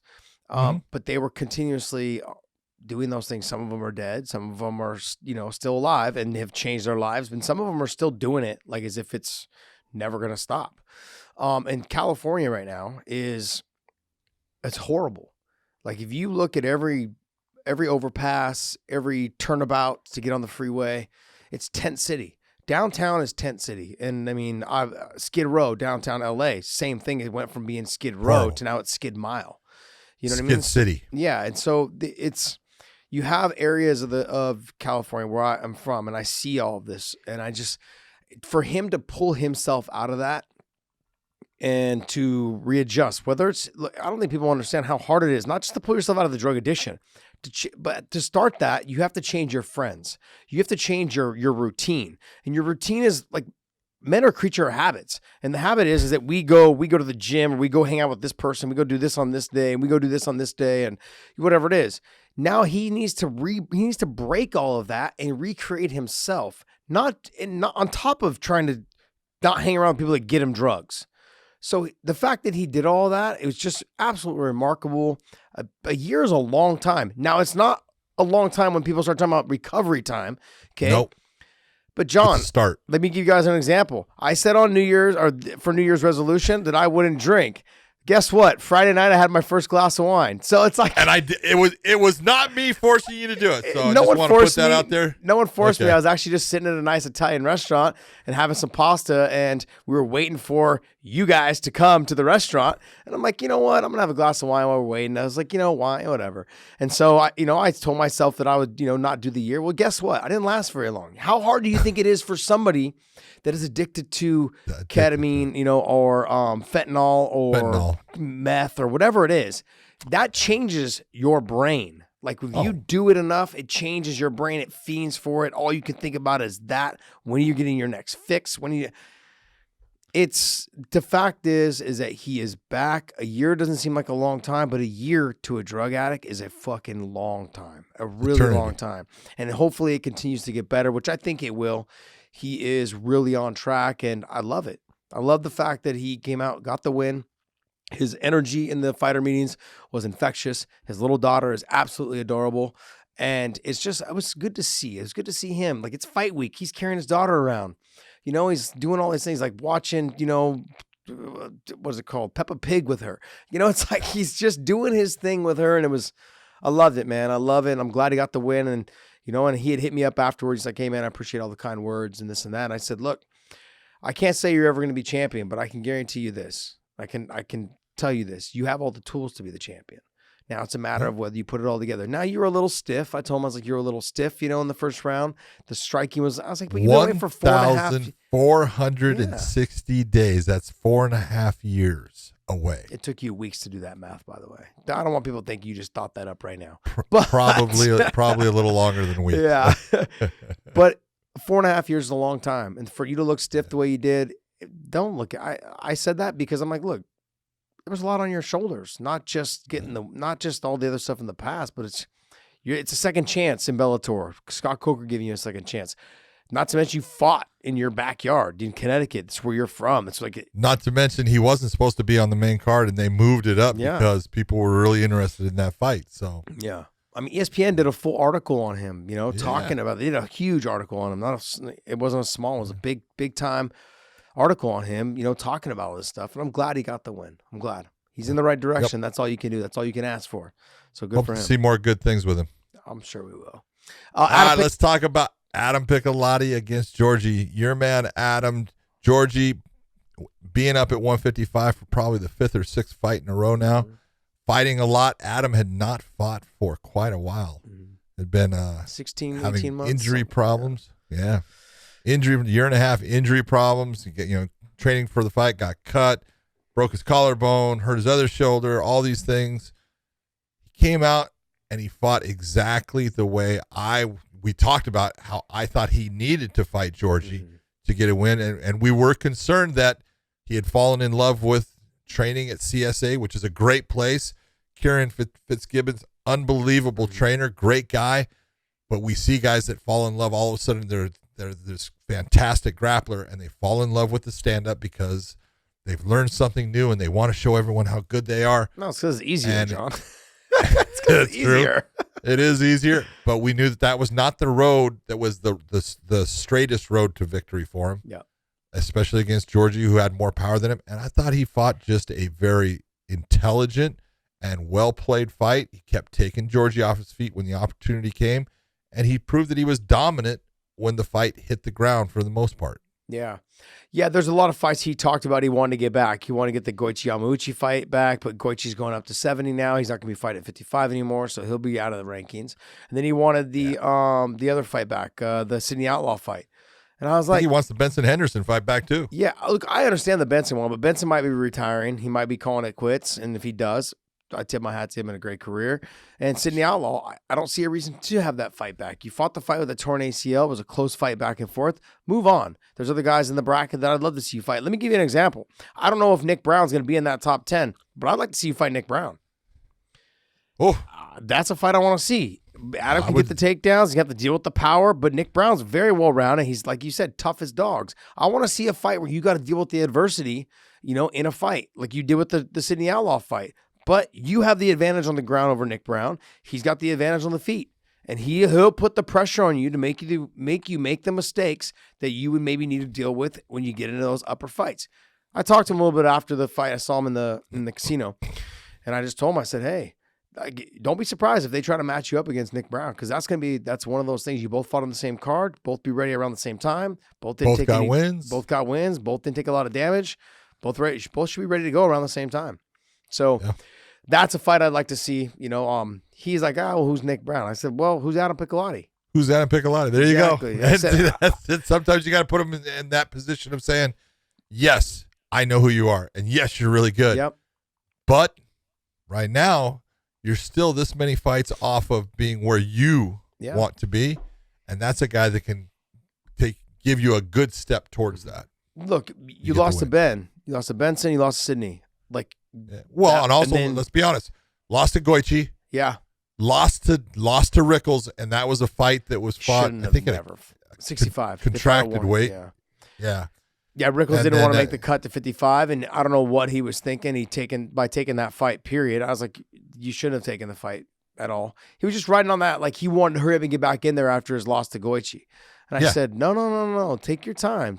After a loss, go back. Just, start training, get your confidence back, those type of things. He wanted to get back in there right away, show it was a mistake.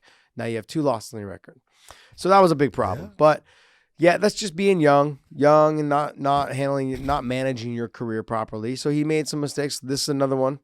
I think a lot of people, when they call me the punk, this is why. When he said, like, who's Nick Brown? I said, well, who's Adam Piccolotti? People get like that's not you being a punk. That's being someone that's an actual friend. And that's my point. Because sometimes you got to say those things. And that's my point. People else, like the guys in the gym gave me the nickname the punk because I'd say shit like that. But that's the reality, is that, like, hey, I got a lot of love for you, but I think you need to manage your career in the right way. And this is how you do it. You do it by saying, hey, I can take that fight. I can win this fight. 1 or 2 takedowns, that fight's very winnable. He control the top position, get the back, he's dominant when he gets to top position. He's dominant from the bottom because he's got good sweeps as well, but he's better on the scramble, and he always try to make sure he's on top. He's good. I think he beats Nick Brown. That's just my personal opinion. But we saw Nick Brown is not to be counted out against Mandel. Good fight. I like to see that fight. Nick Brown's only got 1 loss in his career. Yeah. Pretty good goddamn fighter. Yeah, pretty good. All right, well, let's talk about the toughness of Chance Rencounter and just a nasty, nasty spinning back kick, Andre Korshkov. We talk about him. Yeah, we talk about Andre all the time, and when Andre's on, he can beat anybody. He has got power in his hands, power in his kicks, great spinning attacks. He's got damn good wrestling. He's a load. He's a handful for anyone. It was funny because when we were talking to him in the fighter meetings, he goes, he looks at me, he goes, you don't give me voice. Yeah.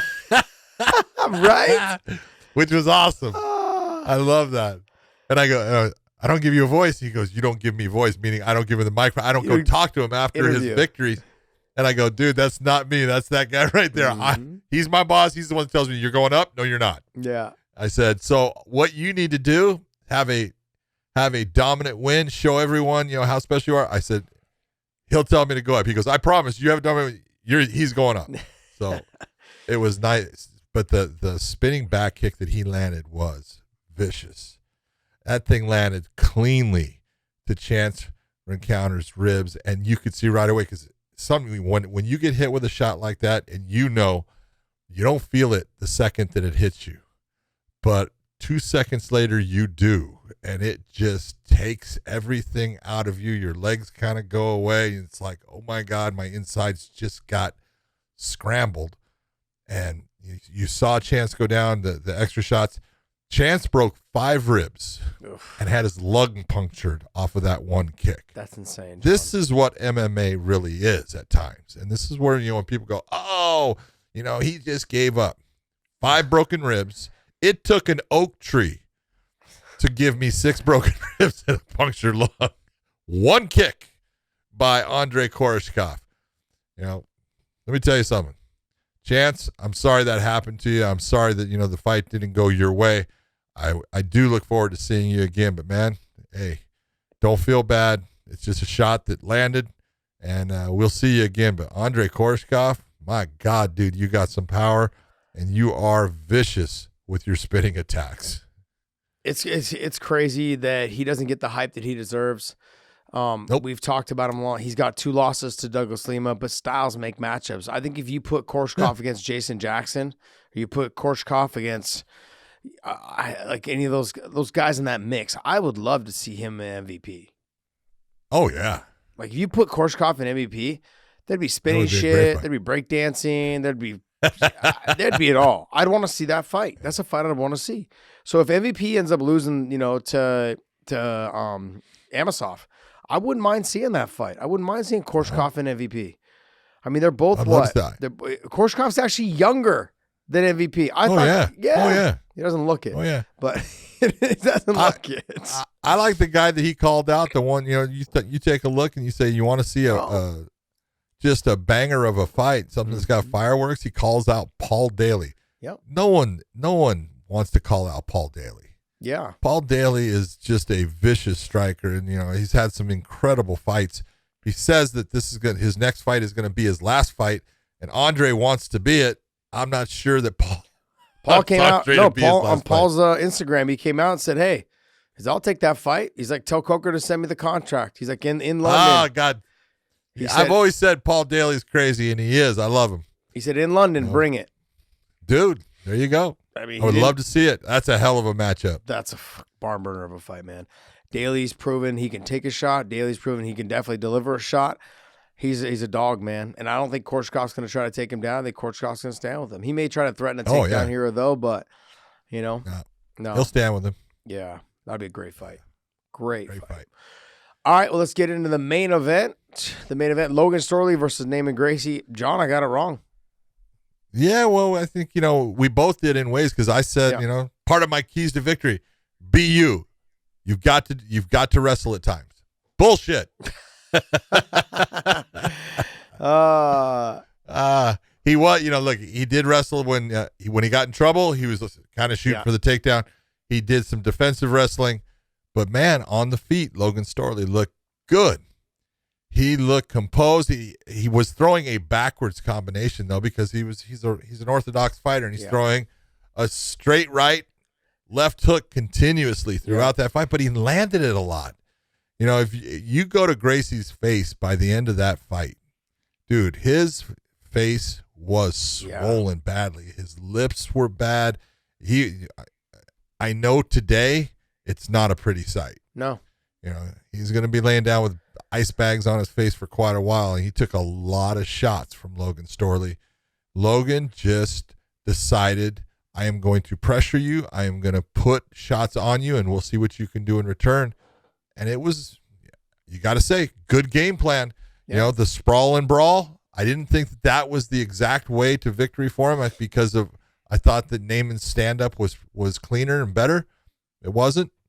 And Logan Storley proved me wrong in that area, but that's why they fight the fight.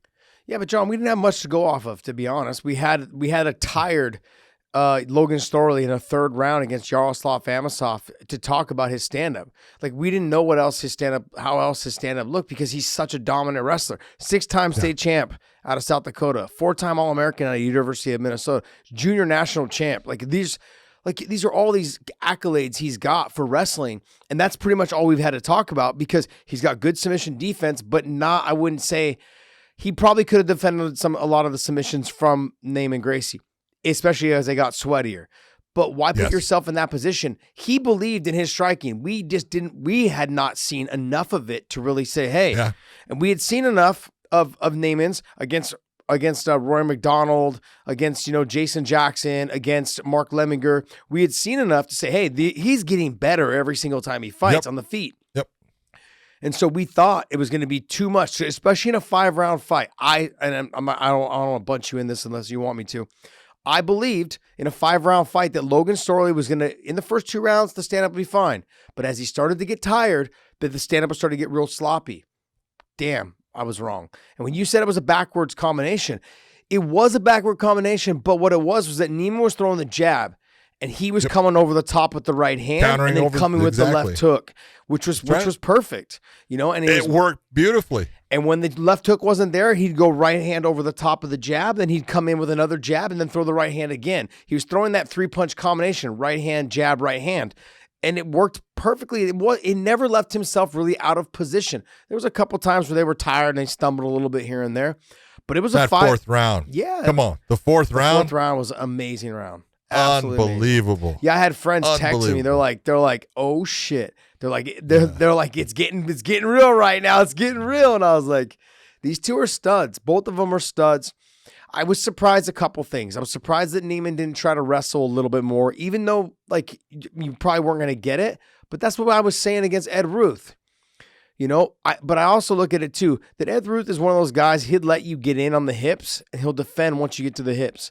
Logan's the guy that will sprawl so you never get to the hips. Yeah, he'll stuff it. Yeah, he stuffs it quick and he's good at that. Yeah. So different styles of wrestlings, it definitely makes a different fight. So I thought overall, Neiman didn't have, outside of that, like not pressing. I'm surprised he didn't press Logan to the fence and try and get on his neck and try and drag him down or start threatening submissions. I'm surprised that he didn't push him to the fence like he did Leminger and start letting the elbows go. He tried to keep it out in the middle so he didn't get taken down. But I thought his best chances were to maybe put Logan in a position where he was like, natural instinct is to wrestle. So yeah, but he couldn't back Logan up, and that was the big thing in the fight. Is he tried? Mm-hmm. You could see where he was attempting to take control of that and back Logan up, and Logan would take a step backwards, circle out, and then come forward, and he kept taking it back from Gracie as far as the guy controlling the way that dance was going to be played out, and I kept watching and expecting Gracie to just say, all right, now I'm just going to I'm going to come forward. He couldn't. He tried. You could see he tried, and he couldn't make it happen, and you got to give Logan Storley credit. I talked to Robbie. I talked to Kami about it, and they said that, like, our whole game plan, we knew we were going to stay on the feet. We were not going to wrestle at all. We were not going to go for a takedown. That was not going to happen. And if it hit the ground, we were going to get back to our feet and force him back to the feet. We believed that we could beat him in the stand-up with pressure, putting him on his back foot. And that's what they did. And Logan executed it perfectly. Yeah, you're going to be hard-pressed to find someone that can out-scramble Logan Storley on the ground in the wrestling department. Yeah. Amosov was able to get to a couple positions in the out-scrambling position and threaten submissions is what changed that whole scrambling position. If you look at that fight, I think maybe he said, okay, look, if I do these type of things against Neiman may be able to finish those type of chokes, whereas Amosov wasn't able to. But Amosov is someone that scrambles a lot better than Neiman. Neiman's actually just going to go to his back and start mounting offense in jiu-jitsu, whereas Amosov doesn't do that. He'll do the splits practically to defend the takedown, and while you have yourself flare and then get himself back to the feet. And once you have yourself out of position, he starts looking for that Darce or that anaconda, the guillotine. He gets on the neck to get himself up. Amosov had Logan Storley in a deep Darce and even had the leg, and Storley was able to get out. Well, you got to remember, he trains with Gilbert Burns. Oh, I know. I'm sorry, but Gilbert Burns is a better jiu-jitsu guy than Neiman Gracie and Amosov. Oh, no doubt. Hands down better. No doubt. So I'm sure he understands what it's like to be put in these tight positions, and he has to fight his way out of it. So he's a dog, man. I mean, the one thing that made me a little upset, we were supposed to do the whole thing where we break down the two, and we weren't able to do it. We broke down Neiman. Something got messed up, and I didn't get a chance to basically pump up Logan, and so on air, and I hope he doesn't come back and try to whoop my ass next time we see him. He's such a nice dude. guy. It was there. Hold it. But we did the work. Yeah, we both did the work. It just didn't work out. It didn't work out. Because Logan, if you're listening to this, or if you we had some great highlights of you, had all kinds of things. If you watched the broadcast, there was supposed to be a segment where we pumped you up next after we pumped up Neiman, but then something happened and it didn't happen. The highlights didn't get ran. Somewhere. Yeah, it's all right. Nah. This is life, man. This is TV. But hey, Logan, we got a lot of love for you, a lot of respect for you, man. Great performance, man. Great performance. Unbelievable. Good job. Yeah. All right. Let's get into some BKB, man. Let's talk about Mike Perry, Chad Mendez. Let's talk about those guys. We're gonna talk. Give them a little bit of love. We've had Chad on, so if you guys haven't caught our. Ew, that's a nasty picture. That's a good picture right there. I like that. We've had Chad on our show, and so if you guys haven't listened to that interview, go check it out. It's in our main channel there, so check that out. And Man, let's talk about Mike Perry first. His fight with Lane. Yeah, let's give credit where it's due, because I did Mike Perry's first fight in the UFC. And when I met him in the back, because, I go in there and I didn't know who he was. So, hey, I'm John. I'm going to be your referee. Talk to him. And, he was a good guy. He was fun to talk to. And he was telling me, he goes, I'm going to knock his fucking ass out. I'm going to punch a fucking hole in his head. And I go, okay, well, if that's the way you do it, great. I said, just make sure that, when I tell you stop, I want you to stop, all that stuff, right? And he went out and he took on a guy from, Korean top team. A guy that's huge at 170, and he knocked him out. And I was like, well, all right. You weren't lying. The guy with the dumb tattoo of platinum over his eye, he's told me the truth. And every time that I dealt with Mike Perry, he's a good guy. He's intense, and there's nothing wrong with that. But this fighting here, even the triad or this fighting, especially the BKB, this is what Mike Perry was built for. Yeah. He is built to be in the UFC. He was just a body. To be in bare knuckle boxing, that's a star. That's a guy that I'll watch anytime he comes to fight. This is his style of fighting. He's a brawler. He's not a technician. And he puts it all out on the line. And I thought him and Julian Lane put on a great performance. The knockdown in the first, for Julian Lane to come back from that, because he was hurt. Yeah. You could see it in his eyes. He had no fucking clue what his first name was. And he stuck in that fight and made it a fight. He actually hurt Perry in the fight. They went at it back and forth. I thought that Mike Perry definitely deserved the win. He deserved the decision, but it was fun from start to finish. I got to be honest, man. I watched him in Triad in the potato chip ring, and then I watched Dorito chip Dorito chip, whatever, and then I watched him in this one. And John, we had talked about this off air. This is exactly what he was born and bred to be. The Triad fighter with the MMA gloves on and the boxing and all that, and then this bare knuckle boxing. He's must watch TV. He is. If you put him on this card, on any of these cards, the Triad and this one, I will tune in every single damn time. This is what he does. I love this style. The clinch, the uppercuts, the punches, like the dirty boxing, grabbing the single collar tie and bringing the shots. Come on, man. That was what that type of boxing, bare knuckle, is meant to be, and he's got it. Yeah. I can't disagree with you. This is where he belongs. I'm pumped to see him fight in the Triad one too, because I'd like to see his hands and his face not take as much damage, because bare knuckle itself, and but in the Triad they wear the MMA gloves, like the big cushioned ones in the front. I mean, I love it. Yeah, that's still not much cushion. It's not much cushion, but it's still. I mean, you see his face afterwards.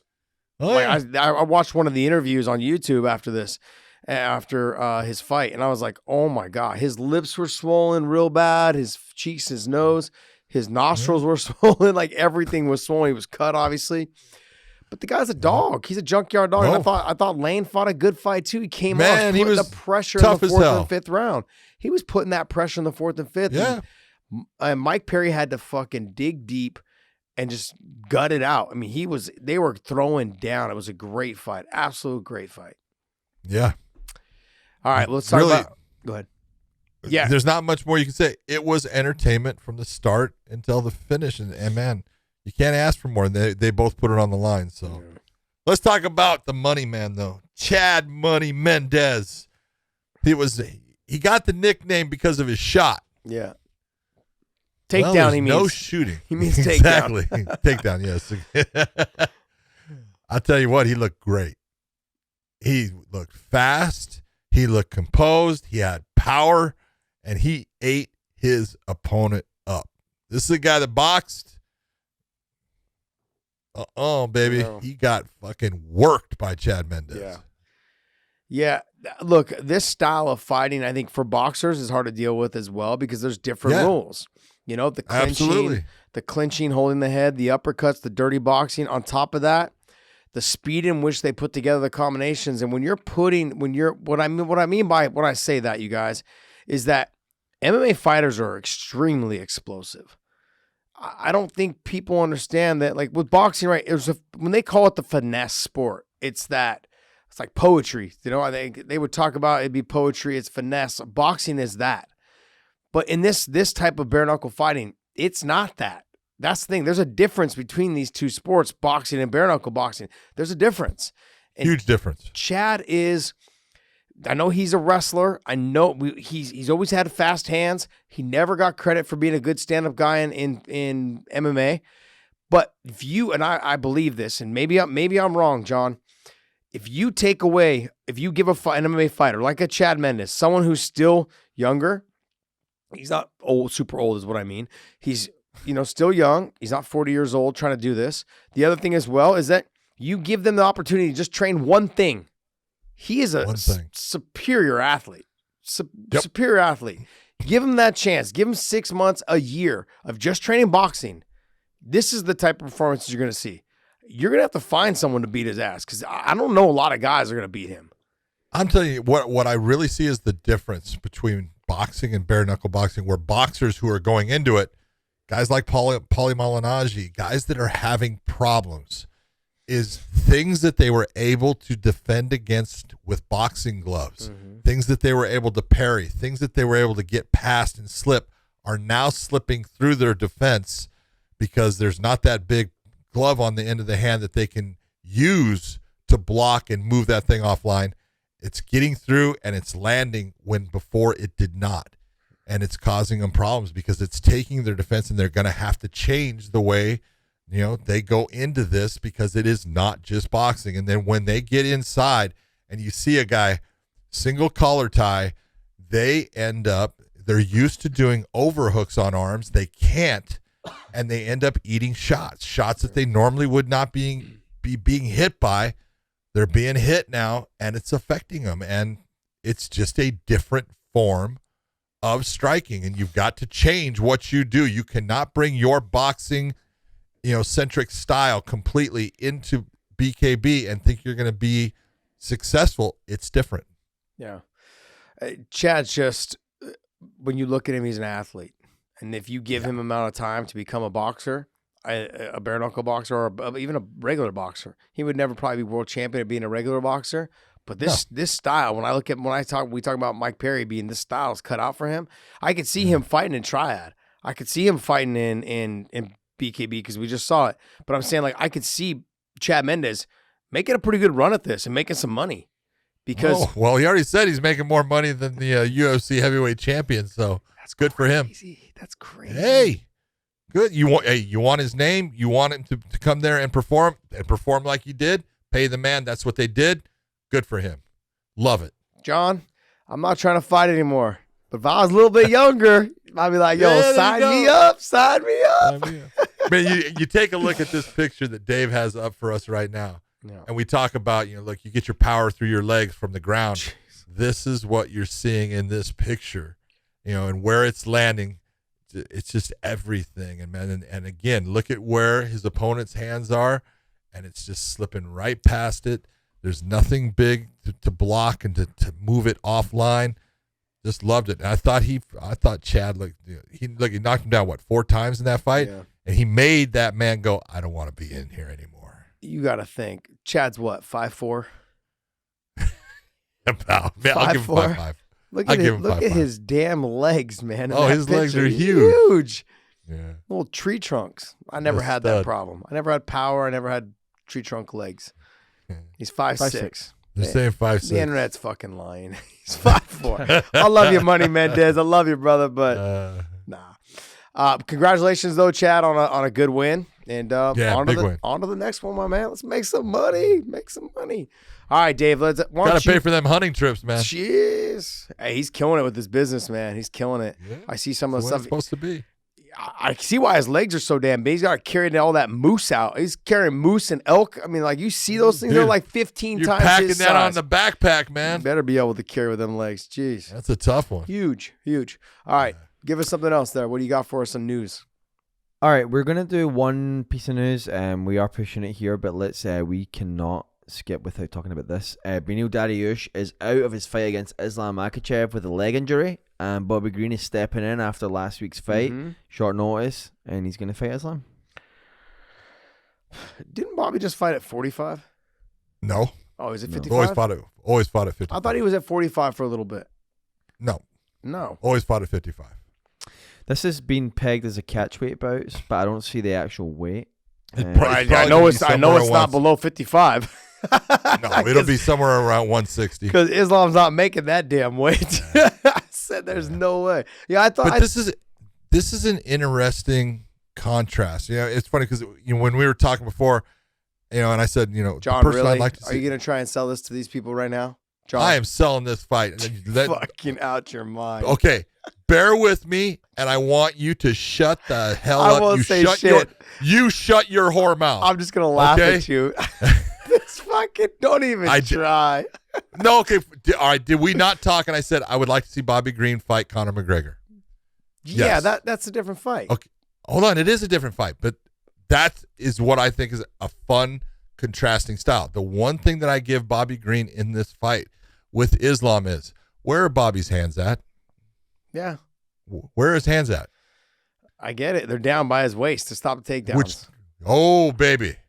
You're going to find that Islam is going to have a very hard time taking Bobby down. I'm not saying, see, that's where, if he gets in on the body lock, he'll get it.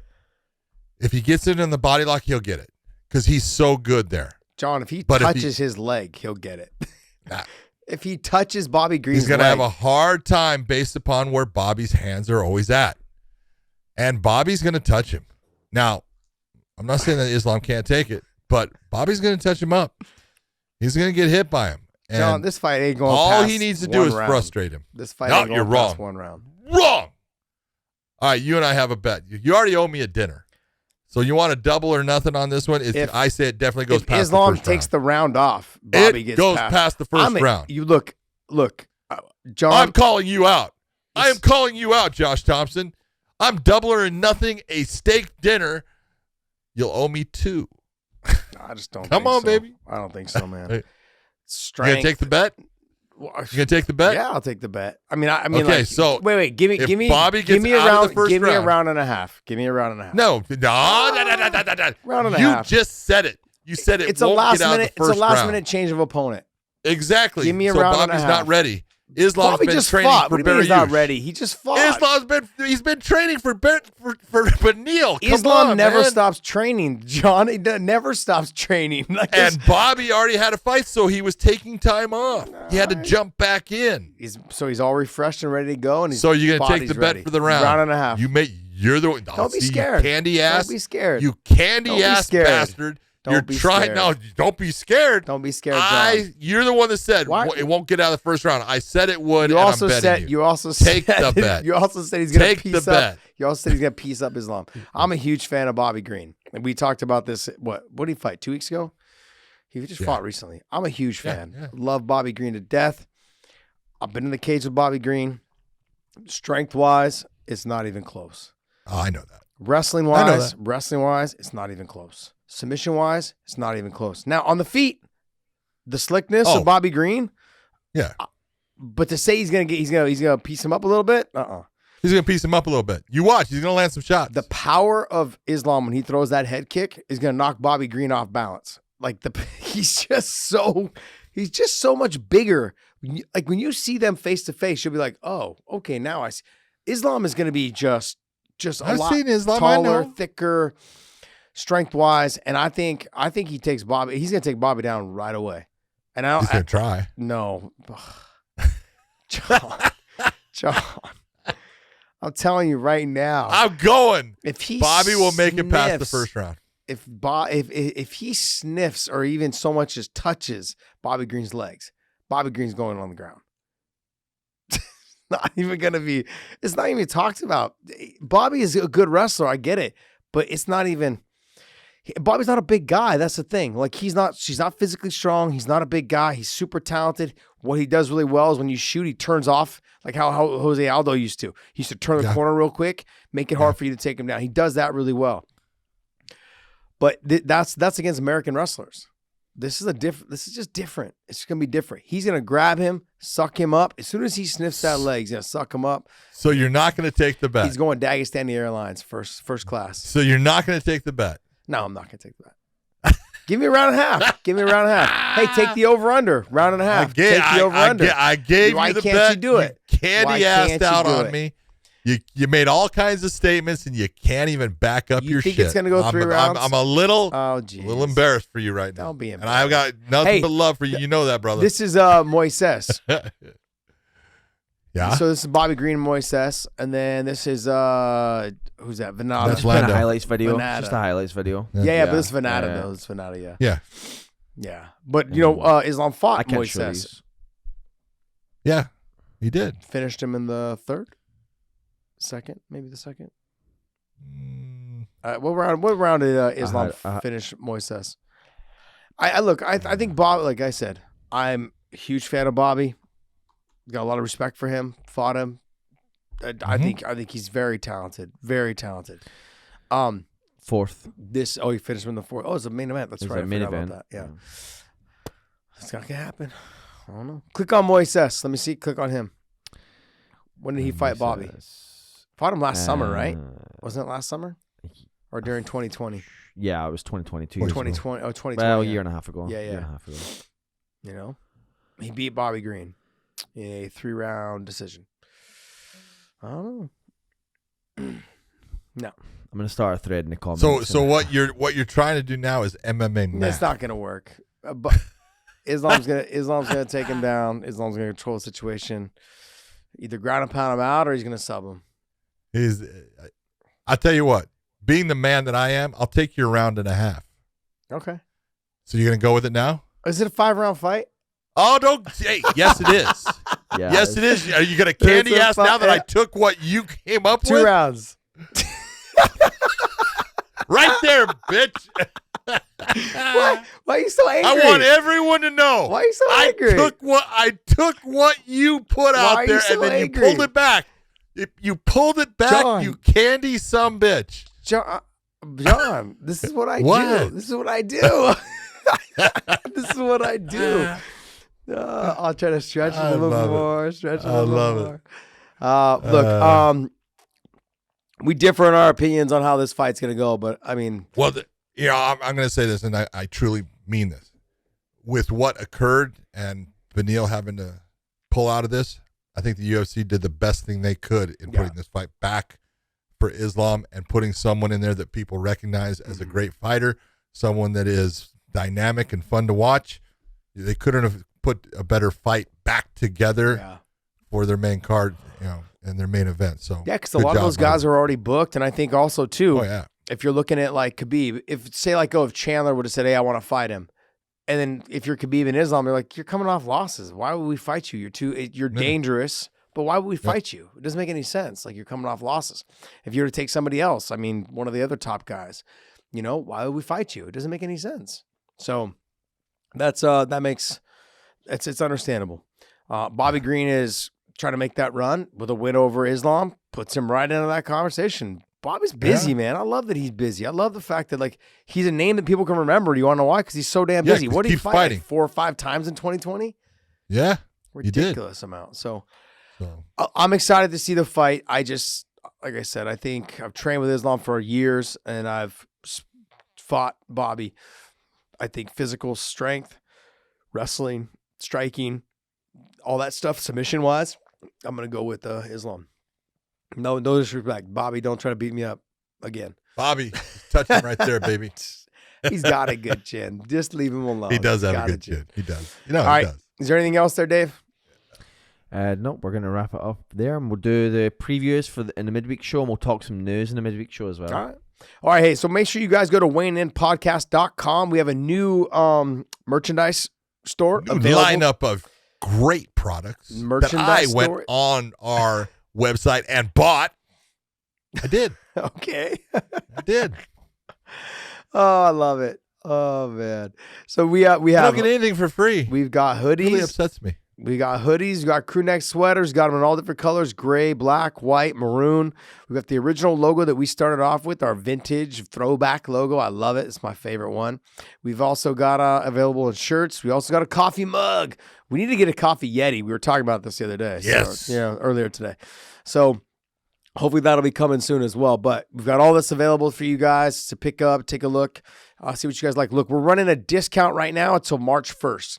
The prices will go up after March 1st. We're just doing this for everyone to kind of jump on right now. Post a picture of the new product you guys bought. We'd love to retweet it, repost it. I want to thank you guys for continuing to support us. We love the support that we get. We get tons of comments in terms of in the comment section. It's not always positive. I'd like for you guys to keep it positive. Most of it's negative towards me, which I'm okay with because, John, I don't know if his ego could handle it. If it was Probably couldn't. But look, you guys, from the bottom of my heart, I truly appreciate the support you guys give us. John, we walk around at Bellator events. People are like, hey, love the podcast. Hey, keep it up. Time. Like all the time. Dude, that means everything. And that means the world to us. I mean, especially like, look, people are still like, oh, I love your fights. I love this. But they really now have changed over from fight stuff to now the podcast stuff. And I love it to death. It's been a blast. And yeah, we've got a lot of things available. So long sleeve shirts, hoodies, crew neck sweaters, shirts available in all different colors, maroon, black, gray, white, heather grays, all these other ones. So check them out at weighinginpodcast.com. There is no promo code, so it's the website. And just click on there. Discounted prices until March 1st. Hoo-yah. So let's think about this. We have another great week of fights coming up. We're going to talk about those fights on Tuesday. Got a whole lot of things coming that are going to be exciting. And for everyone out there, thank you for supporting us. Be good to someone. Make someone's day special, and we will see you.